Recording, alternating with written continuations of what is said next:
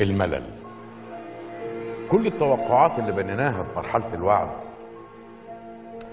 بتتحول لضغط مرعب لما الملل بيخش العلاقة، ولما كل كروت الإبهار تنتهي بدري خلاص ما بقاش فيه جديد. تخيلوا كام علاقة زواج باظت بسبب الملل والروتين. كل يوم بنتمشى وماسكين ايد بعض، بنشرب شاي وليمون كل يوم في نفس المكان. هي خلاص انبهرت بمعلوماته عن الاحتباس الحراري، وهو انبهر تماما بجمال صوتها وهي بتغني لنانسي عجرم. وللاسف هم مش فاهمين ايه اللي بيحصل.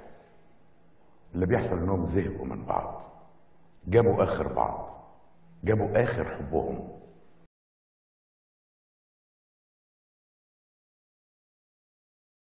الاحتياج من اكبر المخاطر اللي ممكن تهدد حالة الحب او تقلله، انه يتحول لاحتياج مطلق. لما تبقى منتظر من اللي بتحبه ان هو يسد احتياجك وما يسدش، تبتدي تكرهه لانك عريت نفسك قدامه، بينت له ضعفك وهو ما قدرش، فانت اتصدمت. ده اللي حصل لكريم. كان عاوز يبان راجل متماسك قدام دينا، بس للاسف وجعه وألمه خلاه يتذل قدام حبيبته، وما حطش في اعتباره ابدا انه وارد جدا ان هي ما تقدرش تشيل الحمل ده غصب عنها لانها قليلة الحيلة.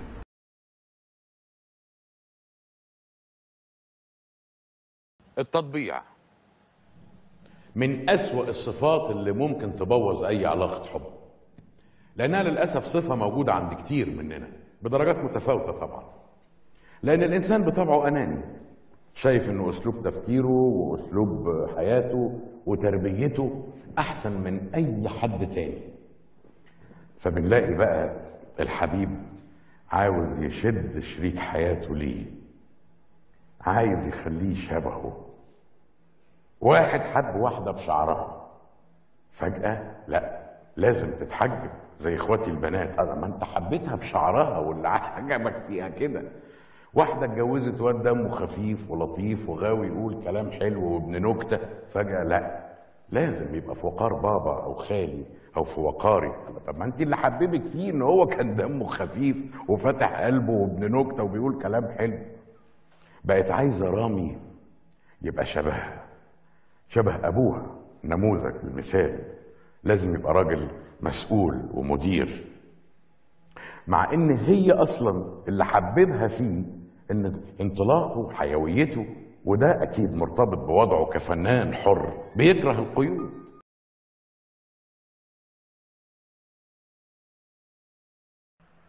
الامتلاك، الرغبة في السيطرة على الطرف الآخر. هو ليه مش مبسوط مع ان انا مبسوط؟ هو ليه عنده اهتمامات غير اهتماماتي؟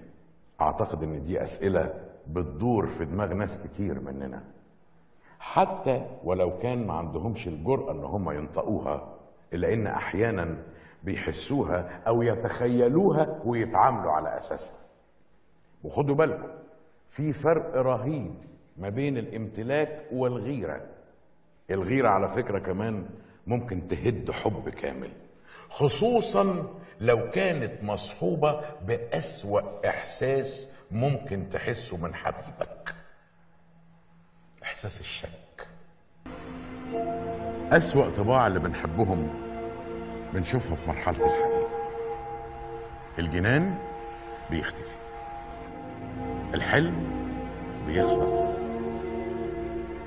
الوعود بتتبخر، وما يبقاش قدامنا غير حقيقة الإنسان اللي ارتبطنا بيه. الكلام ده ممكن يحصل على مدار أيام أو سنين، لكن لازم يحصل، ومفيش استثناءات على فكرة.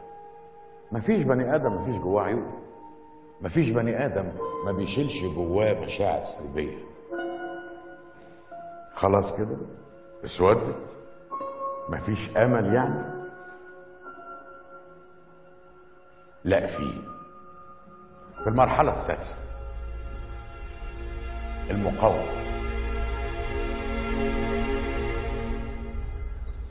الصراحة، الاحتواء، التضحية، الصفقة. هي دي أهم أسلحة أي اتنين بيحبوا بعض يقدروا يواجهوا بيها سرطان مرحلة الحقيقة.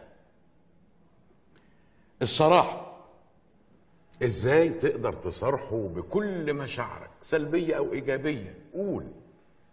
الاحتواء، ازاي تقدر تحتوي عيوبه من غير ما تذله بيها ولا تحسسه بأي ذنب. التضحية، ازاي تضحي بحاجة وتتنازل عن حاجة كبيرة جدا في سبيل انك تسعده. ازاي تعمل معاه صفقة، كل حاجة انا هضحي بيها هو يضحي بحاجة في المقابل. بكده نقدر نوصل للصفقة، نقطة تريحنا احنا الاتنين. من الاخر، كل واحد فينا له عيوبه ومشاكله وعقده وقرفه، لكن بالحب اللي بجد نقدر نواجه كل مشاكلنا وعيوبنا وقرفنا